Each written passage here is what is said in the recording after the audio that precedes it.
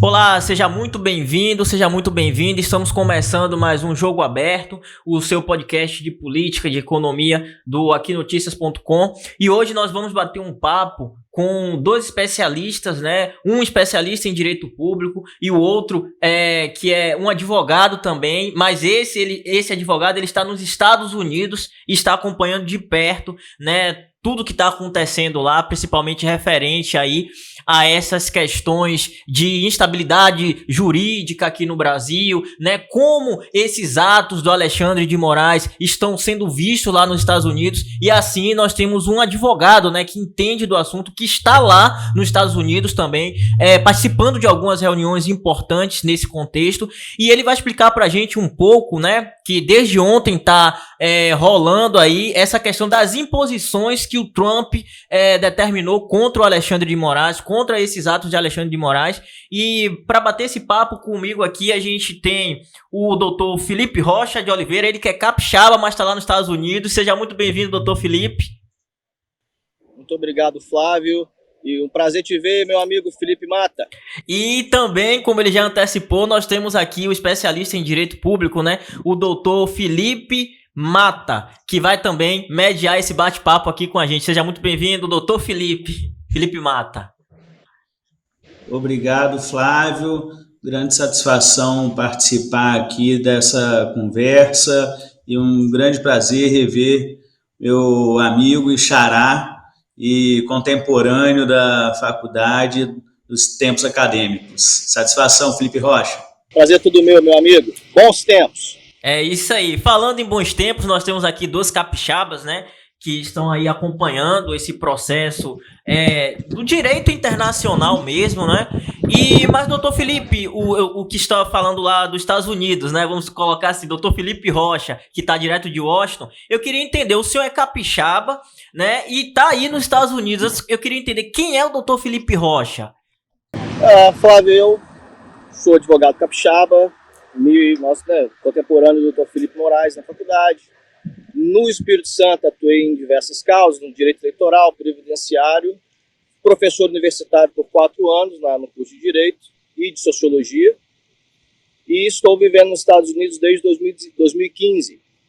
Eu queria entender, o senhor que tá aí nesse período todo, né, acompanhando, porque aqui no Brasil a gente vive uma questão de insegurança jurídica, né, para algumas pessoas, e nos Estados Unidos eu queria entender como é que está sendo visto isso, porque aqui o Alexandre de Moraes, né, que é o ministro do STF, ele tomou algumas decisões, né, que terminou que, assim, não sendo bem vistas para algumas pessoas que moram nos Estados Unidos e, inclusive, empresas que são dos Estados Unidos e que têm serviços aqui no Brasil. Eu queria que o senhor desse um panorama para a gente, como é que isso está sendo visto aí, essas decisões, essas medidas que para muitas pessoas aqui no Brasil são medidas autoritárias, estão sendo vistas aí nos Estados Unidos, uma vez que ele aplicou também algumas sanções para empresas daí dos Estados Unidos, né, doutor? Olha, as sanções que foram aplicadas foram duas, tanto a sanção ao comércio, né, que é a questão das tarifas de 50%, e no dia de ontem foi o Global Act Magnitsky, como se fala, a lei Magnitsky, pessoalmente contra o indivíduo Alexandre de Moraes, que no Brasil é ministro da Suprema Corte brasileira. E o senhor poderia explicar para a gente, aí eu também já franquio a palavra para o doutor Felipe Mata também, ele pode complementar, o que seria essa lei Magnitsky, né, e assim, de que forma, né, quais são as sanções que elas estabelecem para, no caso, o estrangeiro que é punido nesse sentido, vamos colocar assim. Flávio e doutor Felipe Mata, a Global Act Magnitsky também são sanções chamadas sanções OFAC. Elas atingem individualmente aqueles que o governo americano considera violadores de direitos humanos, também terroristas, narcotraficantes internacionais, criminosos que perpetraram nos seus países ou fora deles violações gravíssimas, tanto contra a liberdade de pessoas, contra os direitos humanos, e alguns aí de crimes até mais graves, como o crime de terrorismo e o narcotráfico. Mas, basicamente, é uma medida que informalmente a gente pode dizer que é chamada de pena de morte financeira, porque ela inviabiliza esse indivíduo, que é sancionado dessa maneira, a poder transitar com o sistema bancário internacional. E eu sei que isso gera algumas dúvidas, como eu tenho visto na mídia brasileira, sobre, mas o que eu mais vi no dia de ontem, principalmente parte da grande mídia, é que o Alexandre de Moraes não possui contas e ativos ou bens nos Estados Unidos. Bom, obviamente que se ele tivesse, seriam todos bloqueados, todos congelados, mas mesmo não sendo no solo americano, qualquer instituição financeira, bancária, que trabalha no sistema SWIFT ou que tem ligações com o dólar, e aí eu vou falar bandeiras de cartão de crédito, Diners, American Express, Mastercard, todas essas empresas. Eu vou ter mais abrangente, você tem empresas de e-mail, você tem Uber, todas as empresas que têm sede ou que trabalham ou que têm alguma ligação com o dólar ou com o governo americano ou com o país Estados Unidos, ficam, a partir desse momento, proibidas de manter qualquer tipo de relação com qualquer indivíduo que seja sancionado pela lei Magnitsky. E é o que aconteceu com Alexandre de Moraes. Entendi. Doutor Felipe Mata, aí eu queria entender o senhor do ponto de vista do direito público, né, e também como essa decisão tomada lá nos Estados Unidos, né, pode interferir aqui no país, né, de que forma isso do ponto de vista de diplomacia, né, quais são os impactos, como é que o senhor pode explicar isso para a gente? Tem sido vista com muita surpresa por alguns, né, porque não acreditavam nessa movimentação que estava sendo realizada lá nos Estados Unidos. A mídia internacional tem entendido por alguns lados, bem polarizadas, as opiniões são bem polarizadas, né? Motivados por muitas paixões, essa que é a verdade. Uns acham ótimo, outros acham terrível, um absurdo, que afronta a soberania nacional, o Supremo Tribunal Federal, e eu acredito que, inclusive, já está sendo realizada uma movimentação pela própria AGU aqui no Brasil em relação a judicializar essa decisão que é um ato do executivo, né? É um ato do próprio presidente dos Estados Unidos, mas ela pode ser controlada através do Poder Judiciário. E essa é, inclusive, uma das perguntas também que eu quero franquear a palavra para o doutor Felipe e que ele me informe, nos esclareça, já que ele está lá nos Estados Unidos, na companhia da Flávia Magalhães, o local que ele está, quais foram as providências que foram adotadas aí e quais as expectativas em relação a essa movimentação que está sendo realizada pela AGU. Bom, primeiramente, eu vejo um desvio de finalidade da AGU que representa a União Federal, não representa funcionários públicos. E essa sanção foi dirigida a um indivíduo, né? Então já me causa espanto, na verdade não me causa tanto espanto assim, mas causa certa perplexidade na questão jurídica, porque a AGU deveria cuidar dos interesses da União e não dos funcionários públicos individualmente. Em relação a isso, acredito que não há legitimidade à AGU para poder estar pleiteando qualquer alteração aqui. E como é um ato discricionário do governo americano, do Poder Executivo, junto com a Secretaria de Estado, onde há dezenas de comissões envolvidas, dezenas de reuniões foram feitas, tanto em parceria com organismos internacionais. Vou citar aqui, por exemplo, no mês de maio, estivemos aqui falando com o senhor Pedro Vaca, da OEA. Nessa semana, tivemos aqui com a ADF, que é a Alliance Defense of Freedom, com a Advocacy International. São todos organismos que buscam a liberdade de expressão das pessoas, buscam verificar aonde existem perseguições aos direitos humanos, e todo esse conjunto culmina numa investigação, passa por dezenas de pares dentro do governo americano, até que sim, o chefe de Estado dos Estados Unidos, juntamente com o secretário de Estado, que no presente caso é o senador Marco Rubio, então entendem por sancionar este indivíduo. Lembrando, isso não tem, embora tenha relação subjetiva, mas da forma legal não há relação entre as sanções tarifárias que foram feitas anteriormente, né, que vão ser implementadas a partir de amanhã, com essa sanção individual, que é o que chama de lei Magnitsky. Entendi. Voltando para falar um pouco mais especificamente a respeito dos atos, né, do STF, sobretudo do ministro Alexandre de Moraes, algumas pessoas, né, uma parcela da sociedade, principalmente aqui no Brasil, tem visto isso como violação de direitos humanos. E aí eu também franquio a palavra para que o doutor Felipe Mata possa comentar sobre esse assunto. Vocês aí, inclusive teve uma denúncia que foi protocolada na OEA. Existe de fato essa alegação, violação dos direitos humanos? E como é que vocês veem nesse contexto? Doutor Felipe? Isso. Primeiro o senhor e depois o da Mata. Ok. Como a gente citou aqui, uma brasileira que é naturalizada americana, Flávia Magalhães, ela teve o seu passaporte cancelado, ela teve prisão decretada pelo Alexandre de Moraes. Quer dizer, ela simplesmente estava nos Estados Unidos, ela mora aqui há 22 anos, e fez um post no Twitter, direto de Miami, numa manifestação após as eleições de 2022, onde ela segurava um cartaz escrito "Brazil was stolen", que é "Brasil foi roubado". A partir desse post, viralizou, foi retweetado por inúmeras pessoas, alguns mais famosos, outros menos, e isso culminou no banimento das redes sociais da Flávia no Brasil e, posteriormente, cancelamento de passaporte e até o ponto de ser emitido um mandado de prisão contra essa cidadã americana. Tivemos também a própria inserção do Elon Musk nos inquéritos do STF, naquele episódio do X, com a suspensão do X. Então, quando isso chegou ao ponto de que o Alexandre de Moraes estava atingindo pessoas que residem nos Estados Unidos, incluindo cidadãos americanos, eu sei que isso parece assim, mas foi uma pessoa, duas pessoas, isso não importa.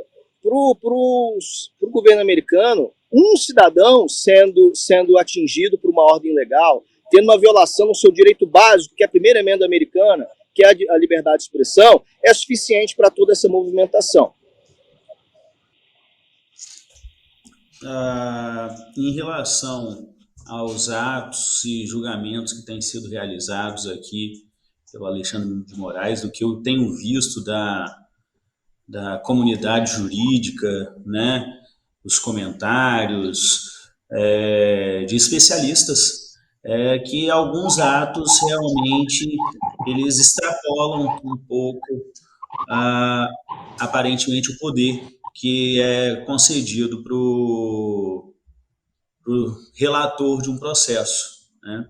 Além disso, a gente identifica em uma dessas críticas, por exemplo, num dos processos em que o Alexandre de Moraes era vítima, ele foi um dos responsáveis por realizar a denúncia, posteriormente ele estava fazendo a própria instrução do processo, que viola um dos princípios mais elementares do direito penal, né, que é o sistema acusatório, que esse sistema acusatório pressupõe que uma pessoa do acusador, a pessoa do julgador e a vítima sejam totalmente dissociadas, né, para que tenha exatamente a isenção necessária para poder ser conduzido um processo.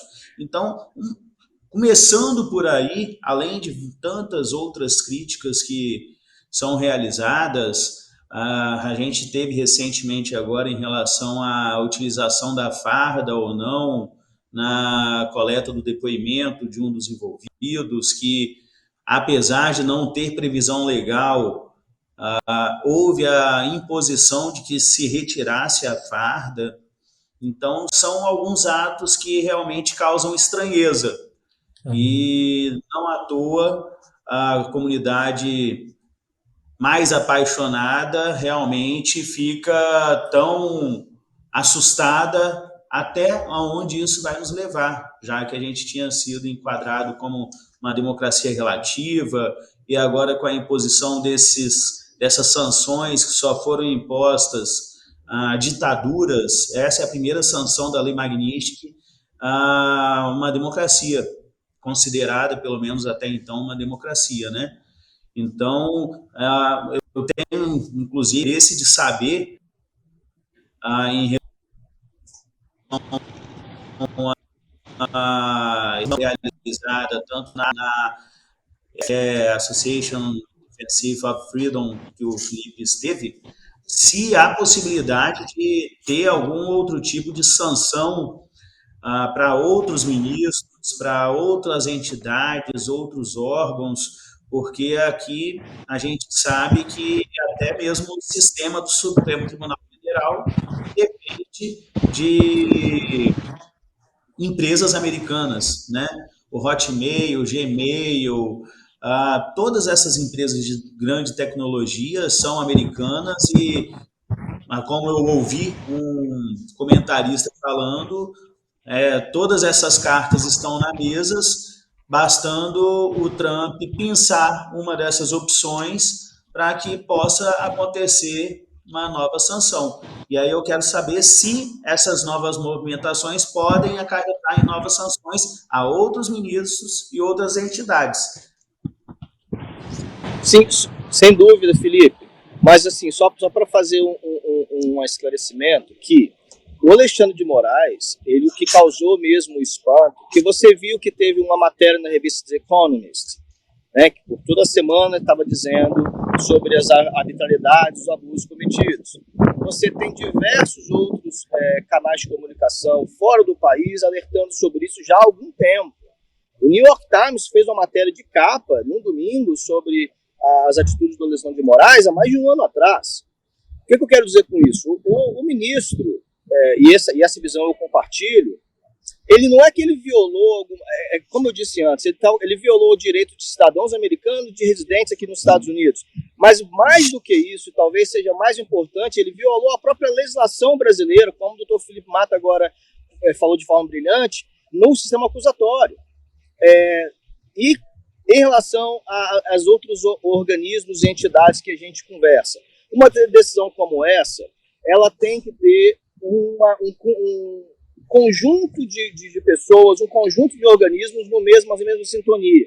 Então não adianta, nós temos aqui mais evidentemente o deputado de São Paulo, Eduardo Bolsonaro, com a atividade dele incansável, abandonou o país, está sendo investigado, com o pai na situação que está, independente aqui da sua visão política, qualquer filho entende a relação de filho de pai. Uhum. E ele teve uma atuação incisiva dentro da Casa Branca.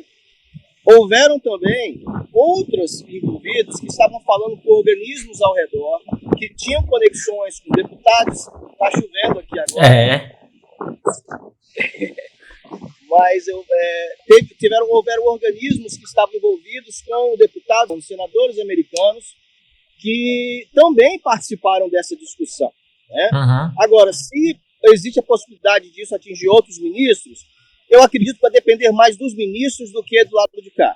Entendi. Vai depender da reação que eles têm. Infelizmente, as manifestações que nós vimos até aqui não foram o que deveria, assim, o que aparentemente se espera de um recuo. Não houve um recuo, não houve uma meia-culpa. O que deve ser feito é o Alexandre de Moraes se afastar disso. Porque hoje a gente tem um ministro da Corte que é considerado criminoso dentro de outro país e está sendo sancionado juntamente com criminosos do PCC, está numa lista com terroristas, com narcotraficantes.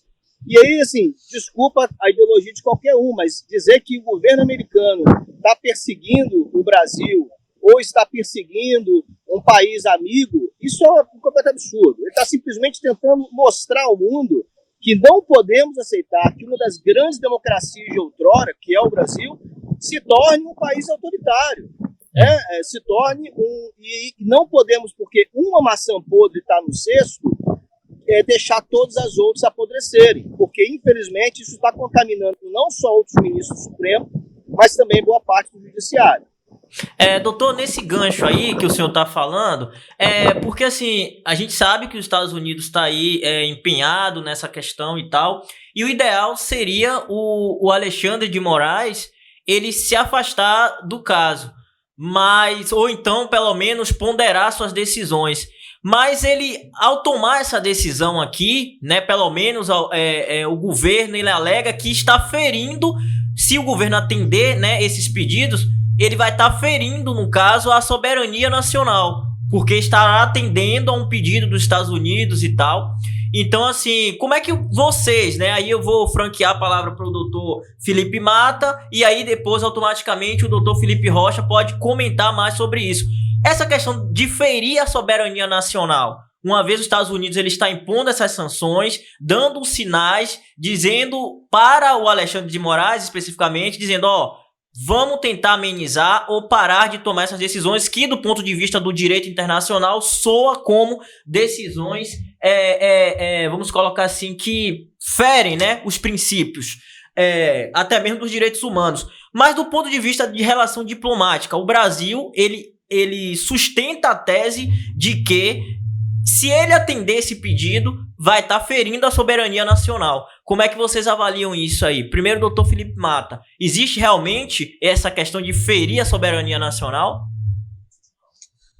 Se a gente for analisar eminentemente sobre a ótica de que os atos estão sendo realizados por conta exclusivamente da acusação que está sendo feita contra o Jair Messias Bolsonaro, pode parecer que sim, mas aparentemente, até pela carta que foi confeccionada e divulgada, né, foram 2 cartas, né, e ambas as cartas falam isso em mais de uma oportunidade, de que não seria somente por conta dessa questão do Jair Messias Bolsonaro, por conta desse processo, apesar de vir na primeira carta logo no primeiro ponto.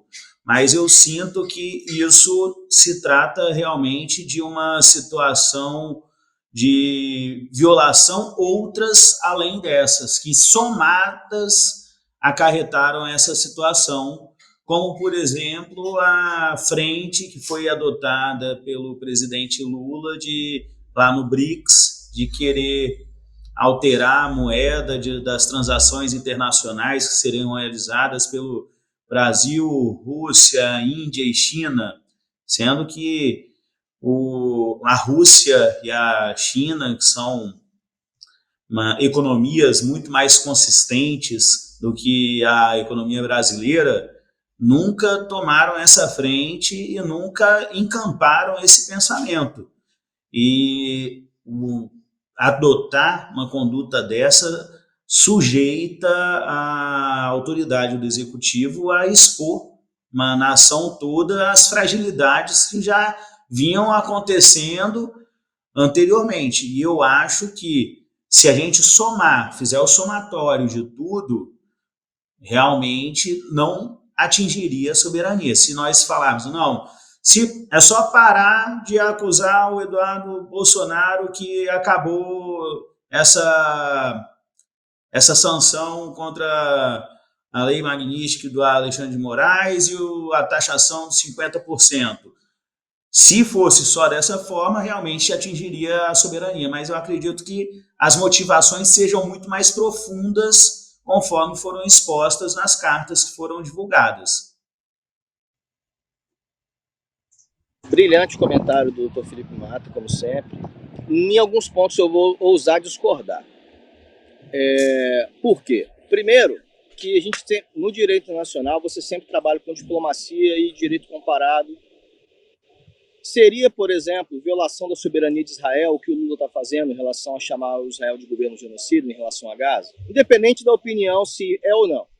Quando o Lula vai e diz sobre uma nação estrangeira, acusando de genocídio por causa de uma guerra, que no caso específico de Israel não foi Israel que teve início, mas não vou entrar no mérito, seria violação à soberania? Quando o Lula, nas eleições passadas, quando o Trump era candidato e a candidata democrata Kamala Harris na disputa presidencial, o presidente Lula deu a entender que o presidente Trump poderia representar uma faixa do neonazismo.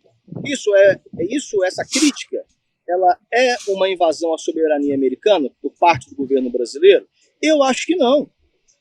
Eu acho que são críticas válidas dentro de uma democracia, dentro de um direito internacional, dentro de uma coisa que é a própria manifestação e posicionamento dos países.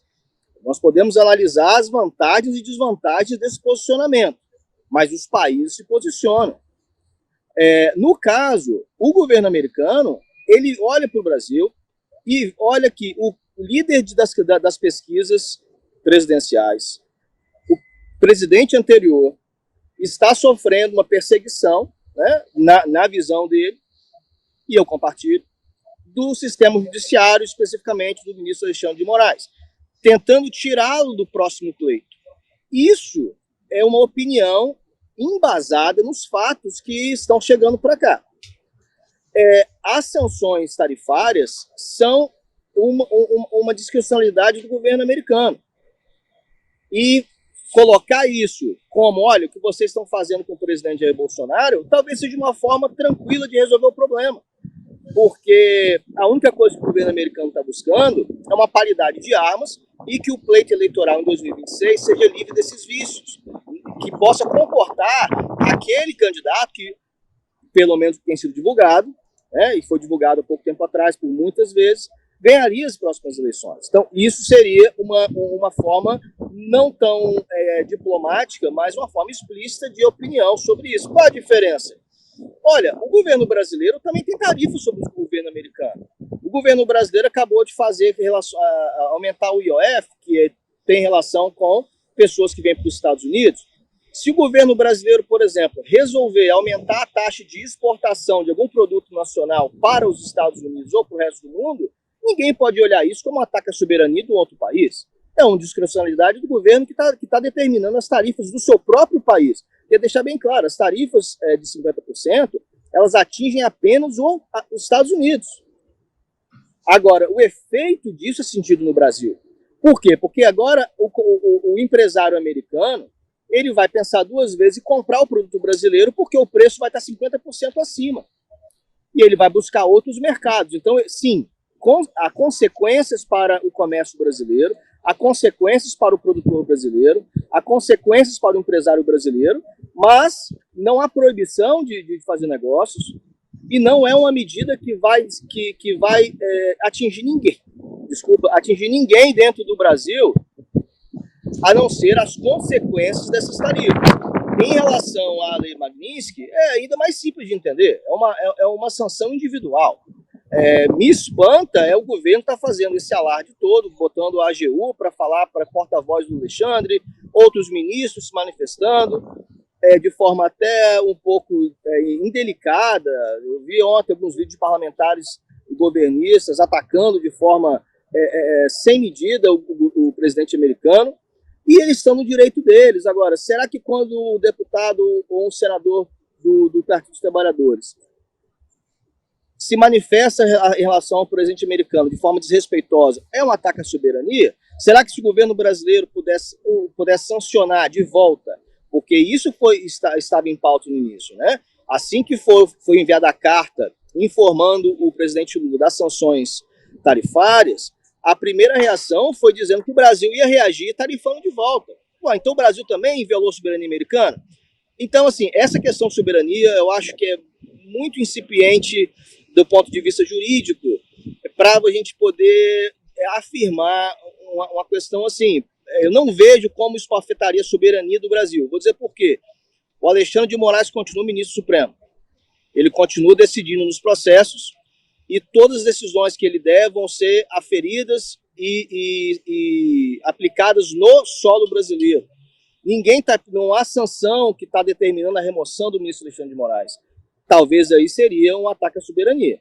Agora, eu não vejo dessa maneira. Eu vejo, sim, que os brasileiros deveriam ficar mais interessados em descobrir por que houveram essas sanções, por que o presidente americano está tão interessado no pleito eleitoral brasileiro, independente de ideologia, e se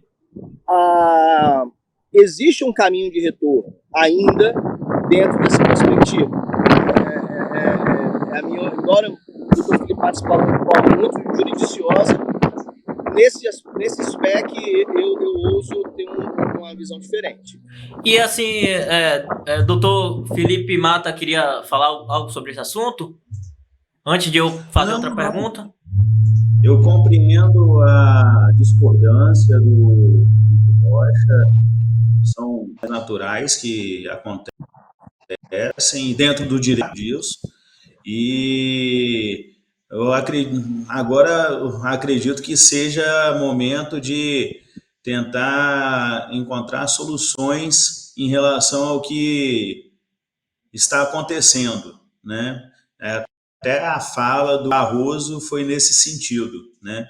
Mas eu não sei se os atos, não basta somente a fala, né? Precisam de ter atos efetivos do governo brasileiro, da autoridade, do executivo brasileiro máxima, desde tentar colocar uma situação de uma forma deselegante e até jocosa, levar a situação com seriedade, como ela realmente exige, para que possa ser conduzido da melhor forma, porque o Brasil sempre foi uma nação que teve bom relacionamento internacional, especialmente com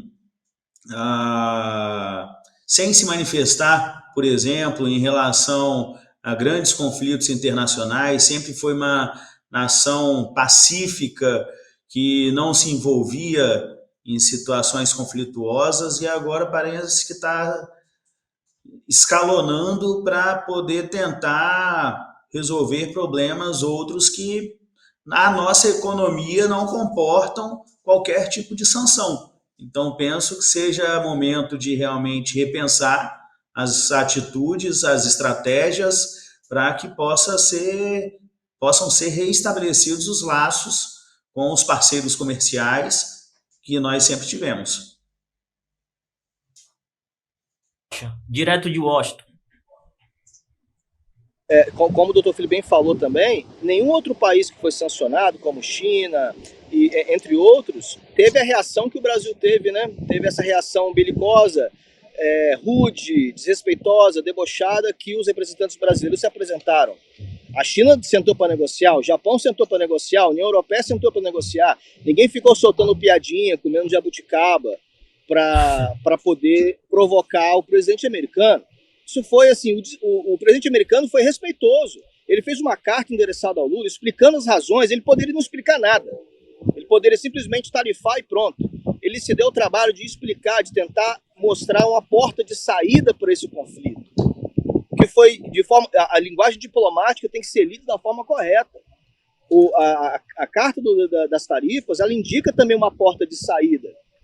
Mas ao invés de buscar as soluções, o que nós vimos, toda a base governista, tanto no Congresso quanto no próprio governo, foram reações debochadas, desrespeitosas, xingamentos gratuitos, dos piores nomes, né? E assim, os outros países não tiveram esse comportamento. Até o Irã, que tentou desafiar em relação ao projeto nuclear, o Donald Trump deu um prazo específico para eles. Um dia depois do prazo findar, acabou com a conversa.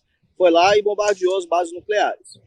Entendi. Doutor, o senhor está em Washington, está participando mais de perto de algumas reuniões, está no calor do momento aí. Eu queria entender, porque assim, aqui no Brasil há esse clima de que há uma queda de braço, é uma questão extremamente política e tal.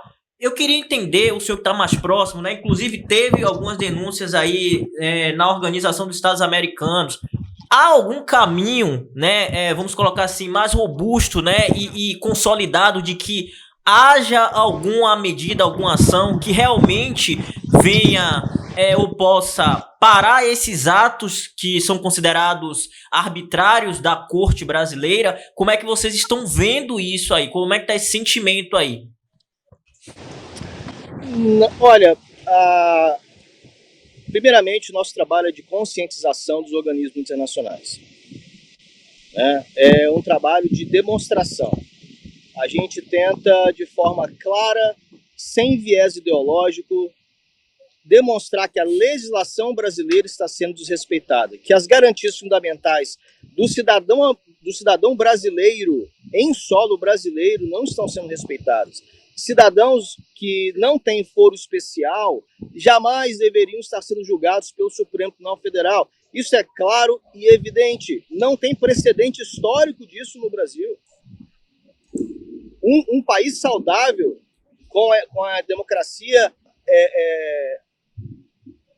fortalecida dentro do Estado Democrático de Direito, ela preserva os valores institucionais, ela preserva as tradições que tem tido até então, inclusive da questão da jurisprudência.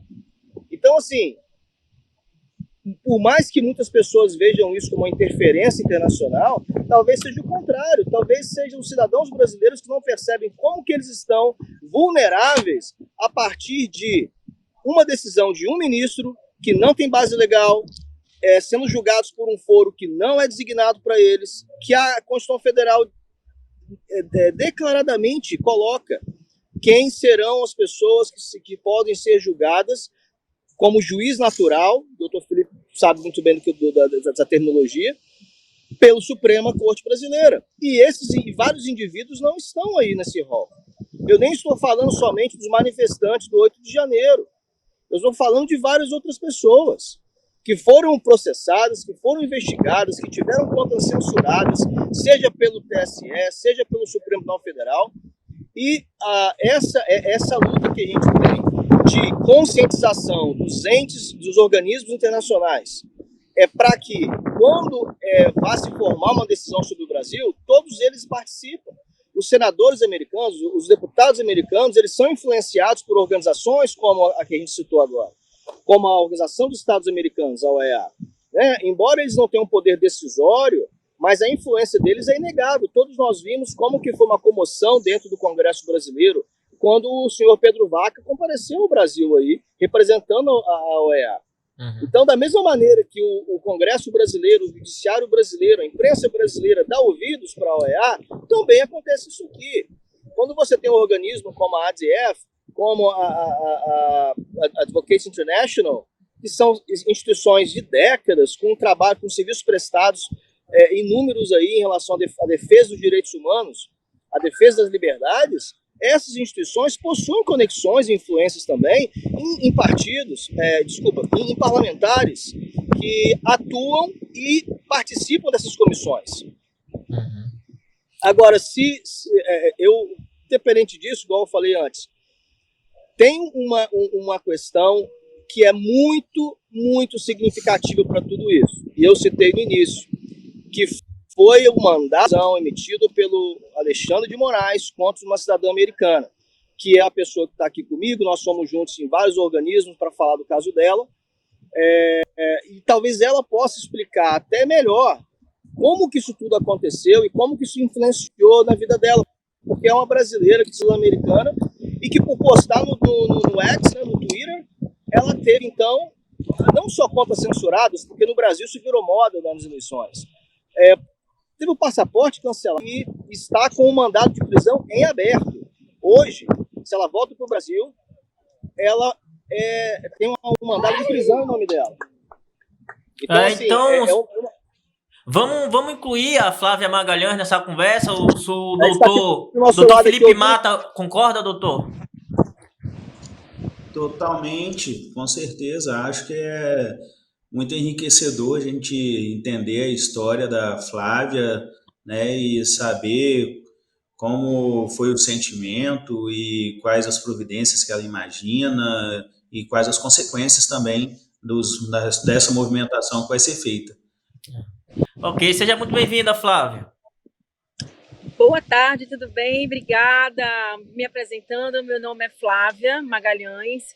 Eu sou pernambucana, sou de Recife, moro nos Estados Unidos há muitos anos, 23 anos, sou cidadã americana desde 2012, tenho um filho de 18 anos, eu tenho uma vida bem estabelecida aqui nos Estados Unidos e eu me envolvi muito com política aqui, com Trump em 2015, eu fiz muita campanha para o Trump, frequentei muitos rallies dele, fazendo lives em Miami, na Geórgia, em tudo que ele ia, eu fazia as lives pelo Twitter, para mostrar à população brasileira como é o esquema, como é a realidade do americano aqui nas eleições.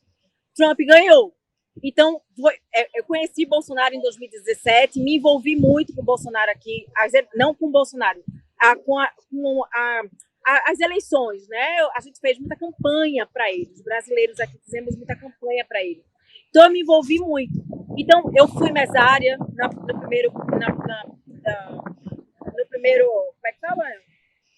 No primeiro turno, eu fui mesária no primeiro turno, no segundo turno eu fui presidente da mesa, e eu vi algumas coisas que eu não gostei, e eu denunciei no Twitter. Fui para Miami fazer um protesto, estava indo vários brasileiros, me chamaram, eu fui, eu sou muito conhecida na Flórida, eu moro na Flórida há muitos anos, e eu levantei uma placa dizendo Brasil was stolen, Brasil foi roubado. E a minha foto, aquele argentino, lembra do argentino que fez Fernando não sei o quê? Cerimedo. Fernando Cerimedo. Ele falou muita coisa sobre urnas e tal, e me retuitou a minha placa. Me retuitou, eu nem conhecia ele, nem sabia. Essa foto viralizou, foi bater no Twitter Files em julho. 2024, isso foi em 2022. 2023, julho, minhas contas foram banidas no Brasil. Todas as minhas contas, minhas redes sociais foram banidas no Brasil. Aqui não, aqui ficou legal. Aqui a gente não tem a censura. Aqui a gente tem muita liberdade de expressão. Estou falando de Brasil. Brasil me censurou. Os Estados Unidos não. Quando eu fui para o Brasil, tive uma dor de dente. Eu sou de Recife, liguei para o meu dentista, Breno, dor de dente, eu acho que é canal. Ele disse, Flávia, vem-te embora para cá para a gente ver o que tem que ser feito. Quando eu cheguei em Recife, dia 6 de dezembro, a surpresa, tinha lá uma notificação que estava assim, o agente da PF me mostrou, né? Alexandre de Moraes, aí no meio, retenção de passaporte e no final, acusação, falsificação de passaporte. Eu disse, como é que é? O senhor está me acusando de quê? Aí ele disse, fique calma. Eu posso fazer uma pergunta a você indiscreta? Eu disse, pode. Aí ele disse, você votou em quem? Eu disse, mas o que isso tem a ver? Eu votei em Bolsonaro, o que isso tem a ver? Aí ele disse, tudo a ver. Isso é perseguição política, vamos ali na salinha que eu vou te mostrar uma coisa. Aí me mostrou na tela isso que eu falei. Alexandre de Moraes, retenção de passaporte e a acusação, falsificação de passaporte. Aí eu disse, moço, olha, se o senhor tiver que me acusar de falsificação, você vai ter que acusar o consulado de Miami, porque é só lá que eu tiro meu passaporte. Aí ele disse, fique calma, eu sei que não, você vai entrar com seu passaporte americano, vai sair com seu passaporte americano, e quando você chegar lá nos Estados Unidos, você guarda seu passaporte brasileiro no cofre, porque esse passaporte vai salvar a sua vida. Isso que eu estou contando aqui, eu gravei um áudio para uma amiga da minha mãe, que me perguntou por que eu não fui visitá-la, e eu falei para ela o que está acontecendo. Esse áudio, ela passou para alguém que viralizou, foi bater no ouvido de um general, o general mandou esse áudio para um coronel na Flórida, que me conhece por coincidência, Coronel Gerson me conhece, reconheceu meu sotaque, minha voz, me ligou e disse, Flávia, está acontecendo um problema, eu vou entrar agora ao vivo com você, porque eu não estou acreditando no que está acontecendo. Eu e Fernando Lara Mesquita quer fazer uma entrevista com você. Eu disse, tá certo. Fiz a entrevista dia 22 de dezembro de 2022. Quando foi dia 8 de fevereiro, o Alexandre de Moraes emitiu uma ordem de prisão em meu nome. Lá em cima, Flávia Cordeiro Magalhães, que é meu nome de solteira, que eu nunca casei no Brasil, meu passaporte, todos os meus documentos no Brasil com esse nome, Flávia Cordeiro Magalhães, mas lá embaixo foi aí que ele errou. Ele botou lá embaixo, em letras maiúsculas, em letras em negritos, meu nome que está na minha cidadania americana, Flávia Magalhães Soares. Foi aí, ele deu uma ordem de prisão para uma brasileira e deu a ordem de prisão para uma cidadã americana. E eu tive que contratar um advogado, porque até então eu não estava sabendo nada disso. Eu contratei o doutor Paulo Faria para me defender no Brasil, e a gente até então está lutando, porque eu preciso do meu nome limpo. Eu nunca nem tive nenhum ticket de trânsito aqui nos Estados Unidos. Eu não tenho problema nenhum, nunca tive problema nenhum, eu sou cidadã americana, legalizei a minha mãe. Se eu tivesse qualquer coisa estranha, nem aqui eu estava, eu já tinha sido deportada desse país. Ele investiga a sua alma para te legalizar. Se eu tivesse algum problema, eu jamais estaria aqui, ainda mais legalizando pessoas. Eu legalizei minha mãe, entendeu? Eu tenho meu filho americano, já mora aqui há muitos anos. E a gente está lutando para que isso reverta, né?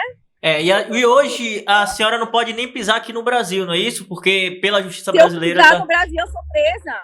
Aham. Se eu pisar no Brasil, eu sou presa. Meu passaporte está suspenso por ordem judicial e para eu ter alguma notícia do meu passaporte, eu tenho que entrar por meios jurídicos, só que o meu advogado não tem acesso aos autos, doutor Paulo não tem acesso aos autos, não tem acesso ao número do processo para fazer a minha defesa. Está sob sigilo. Eu fui premiada pelo STF, não era para eu estar no STF, porque nem foro privilegiado eu tenho. Eu sou uma cidadã comum, eu sou uma pessoa comum, que não era nem para estar aqui falando com vocês, era para eu estar assistindo vocês, não era para eu estar aqui.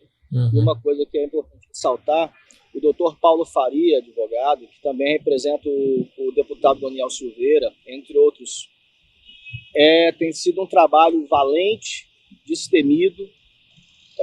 Ele, na verdade, lidera a nossa comissão daqui, em várias oportunidades, na OEA, estivemos juntos, e tem sido, inclusive, vítima de perseguição da própria OAB Federal, porque ele se manifesta e está buscando apoio de organizações fora do país para denunciar esses abusos, né? Mas essa é uma realidade. Então, quando a gente olha, a gente precisa de ter a cena completa, até para a gente não ser contaminado com as narrativas.